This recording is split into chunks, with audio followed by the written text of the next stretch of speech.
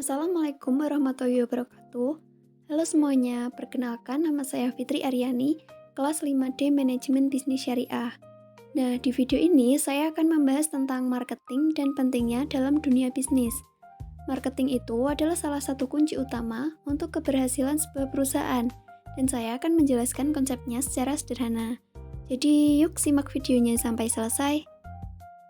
Nah, untuk pembahasan yang pertama yaitu mengenai definisi pemasaran. Nah, apa sih pemasaran itu?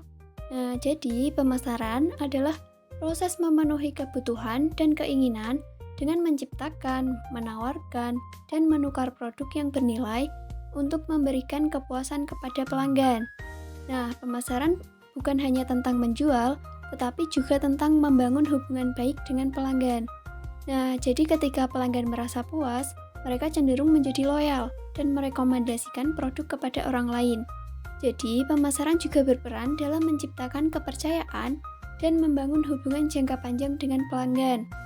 Nah, contohnya misalkan ada sebuah perusahaan minuman membuat iklan di media sosial yang menampilkan manfaat minuman tersebut seperti memberi energi dan menyegarkan.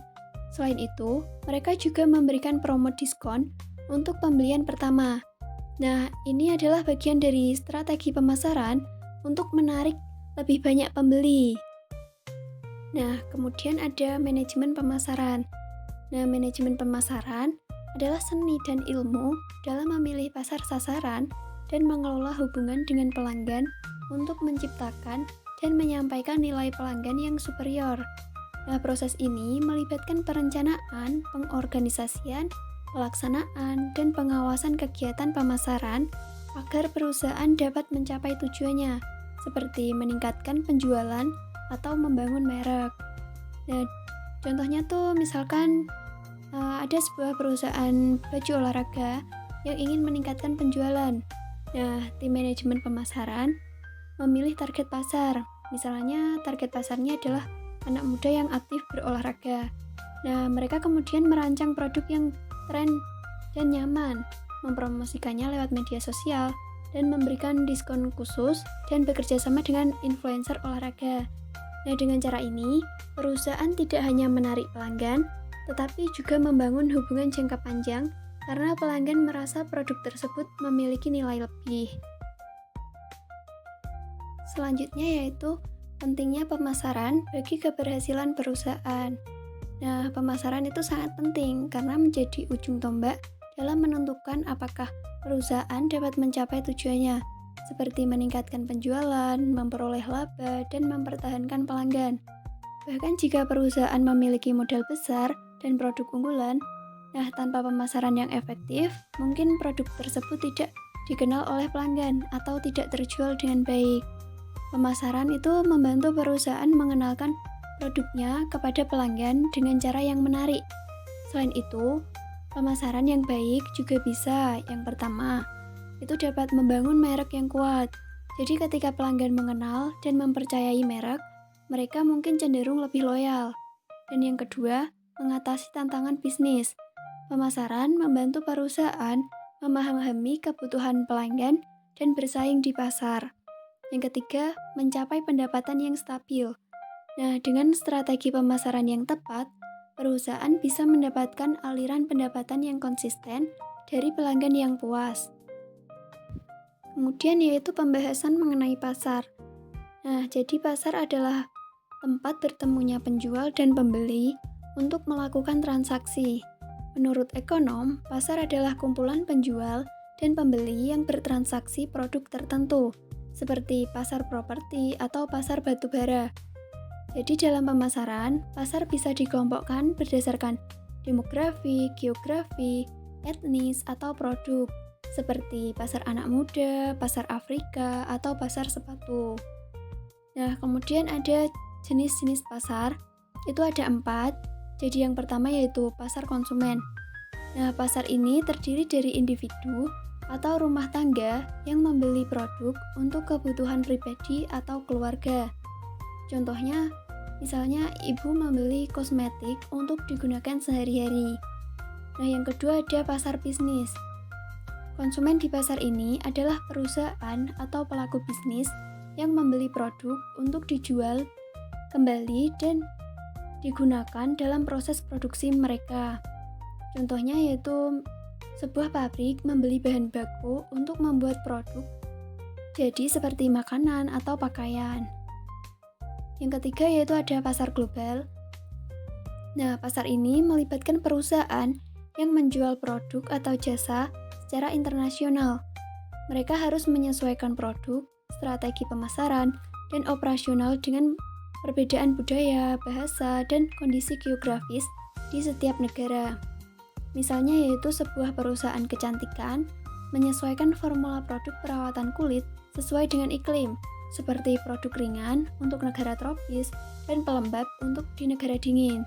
Nah, mereka juga mengadaptasi iklan dan kemasan sesuai dengan budaya lokal. Nah, yang keempat ada pasar pemerintah dan organisasi nirlaba. Nah, pasar ini terdiri dari entitas pemerintah atau organisasi nirlaba yang membeli produk atau jasa untuk menjalankan tugas mereka atau memberikan pelayanan publik. Contohnya yaitu sekolah atau rumah sakit yang membeli alat. Nah, selanjutnya ada produk pasar. Produk pasar itu ada banyak, ada 9. Yang pertama yaitu barang. Barang adalah produk fisik yang dapat dilihat, disentuh, dan digunakan. Contohnya pakaian atau makanan. Yang kedua jasa, yaitu produk yang tidak berwujud dan berupa layanan.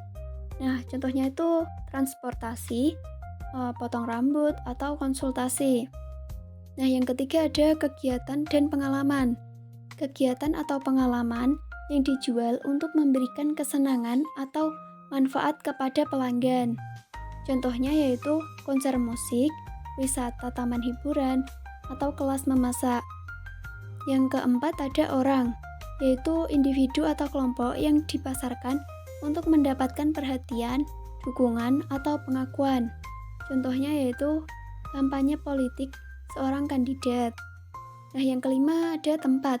Tempat itu mencakup kota, wilayah, atau negara yang dipromosikan untuk pariwisata, investasi, atau tujuan lainnya.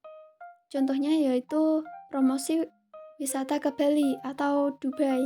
Nah, yang keenam ada properti, yaitu aset seperti rumah, gedung, atau tanah yang dijual atau disewakan.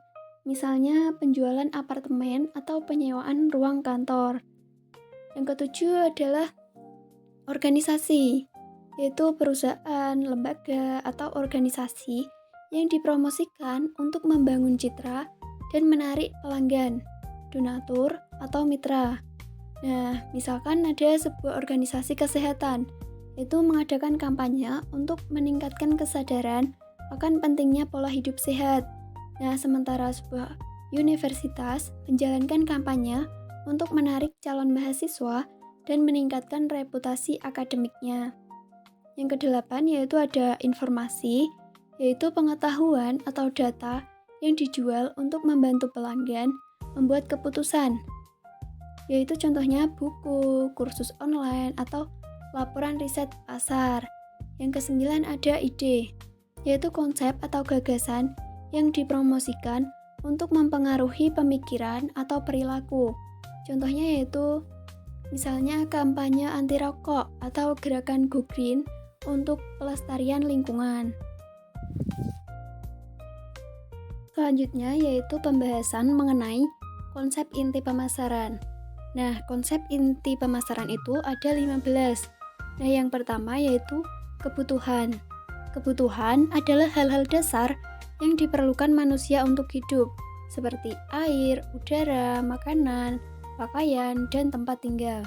Selain itu, manusia juga membutuhkan hal-hal penunjang seperti pendidikan, rekreasi, atau hiburan. Yang kedua ada keinginan. Nah, keinginan terjadi ketika kebutuhan berubah menjadi keinginan spesifik yang mengarah pada produk tertentu untuk memenuhi kebutuhan tersebut. Nah, misalkan itu orang di Indonesia mungkin menginginkan pecel atau teh hangat. Nah, sementara orang di Prancis ingin makan pizza dan minum bersoda. Nah, meskipun kedua kelompok tersebut membutuhkan makanan untuk hidup. Yang ketiga ada permintaan. Nah, permintaan adalah keinginan terhadap produk tertentu yang disertai dengan kemampuan untuk membeli. Pemasar harus fokus pada orang yang mampu membeli produk tersebut, bukan hanya orang yang menginginkannya. Ya, contohnya, banyak orang menginginkan HP canggih dengan fitur terbaru, tetapi hanya sebagian kecil yang memiliki daya beli untuk membeli model tersebut. Nah, pemasar harus fokus pada konsumen yang mampu membeli produk tersebut. Yang keempat ada segmentasi. Nah, segmentasi adalah proses membagi pasar yang heterogen atau beragam menjadi kelompok-kelompok yang homogen berdasarkan berbagai faktor seperti demografi, geografi, psikografi, dan perilaku. Contohnya yaitu segmen pasar dapat dibagi berdasarkan usia, lokasi geografis, atau gaya hidup.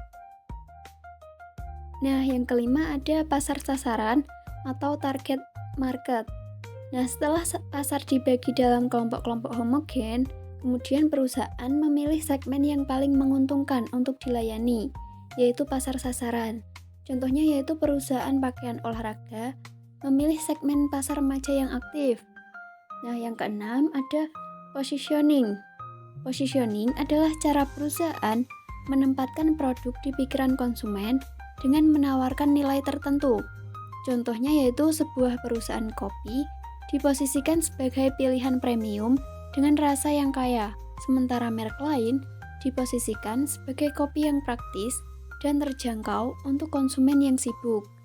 Nah, yang ketujuh ada value proposition. Nah, ini adalah kumpulan manfaat yang ditawarkan oleh produk untuk memenuhi kebutuhan konsumen. Contohnya yaitu ada tulisan nikmati pizza lezat dengan bahan berkualitas tinggi. Nah, di sini value proposition-nya adalah memberikan rasa yang enak dan pengalaman makanan yang memuaskan, dan dengan menonjolkan kualitas bahan sebagai nilai tambah yang membedakan produk tersebut dari yang lain. Nah, yang kedelapan ada tawaran atau offering. Nah, tawaran adalah gabungan dari produk, jasa, informasi, dan pengalaman yang diberikan kepada konsumen untuk memenuhi kebutuhannya. Contohnya yaitu paket wisata yang menawarkan pengalaman liburan lengkap dengan penginapan dan tur. Yang kesembilan yaitu merek atau brand. Merek adalah identitas produk yang menciptakan asosiasi tertentu di pikiran konsumen, seperti reputasi atau kualitas. Contohnya yaitu sebuah merek sepatu dikenal sebagai pilihan yang nyaman dan tahan lama, sehingga banyak orang mengasosiasikannya dengan kenyamanan dalam penggunaan sehari-hari. Nah, yang ke-10 ada nilai atau value. Nah, nilai adalah perbandingan antara manfaat yang diterima konsumen dan biaya yang dikeluarkan. Semakin tinggi manfaat dibandingkan dengan biaya, semakin tinggi nilai yang dirasakan oleh konsumen. Nah, misalnya, konsumen merasa nilai tinggi ketika produk yang dibeli memberikan manfaat lebih banyak dibandingkan dengan harga yang dibayar. Nah, yang ke-11 ada kepuasan atau satisfaction. Kepuasan adalah penilaian konsumen terhadap perbandingan antara kinerja produk dan harapan mereka. Contohnya yaitu pelanggan merasa puas ketika produk yang mereka beli memenuhi atau melebihi ekspektasi mereka. Yang ke-12 ada saluran pemasaran atau marketing channel. Nah, saluran pemasaran adalah cara-cara yang digunakan untuk menjangkau pasar sasaran, seperti saluran komunikasi, distribusi, dan jasa.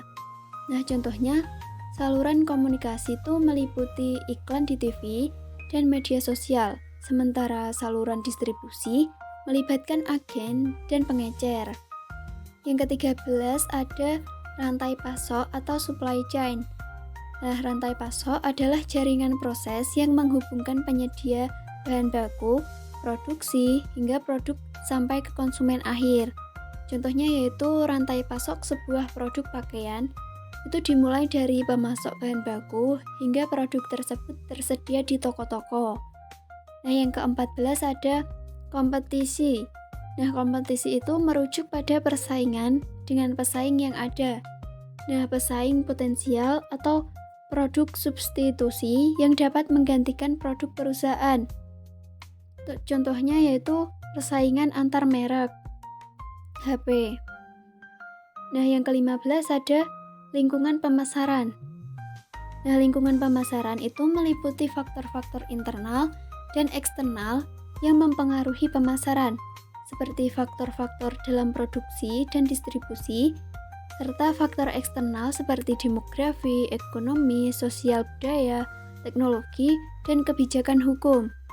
Nah, contohnya yaitu perubahan dalam kebijakan pemerintah dapat mempengaruhi cara perusahaan melakukan pemasaran, seperti regulasi baru tentang iklan. Terima kasih sudah menyimak penjelasan saya tentang marketing dan pentingnya dalam dunia bisnis. Semoga materi ini bermanfaat dan bisa menambah wawasan kalian. Wassalamualaikum warahmatullahi wabarakatuh.